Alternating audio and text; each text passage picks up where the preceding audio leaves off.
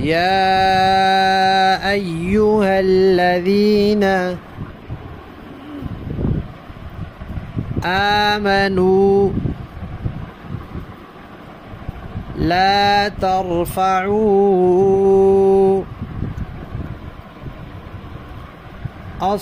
أصواتكم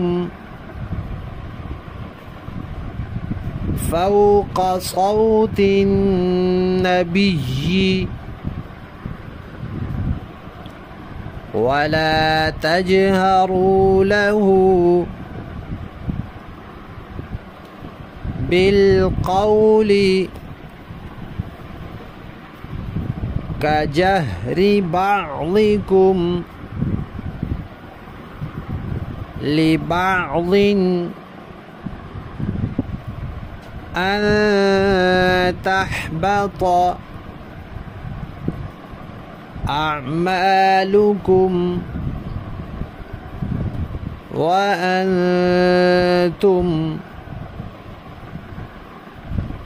لا تشعرون.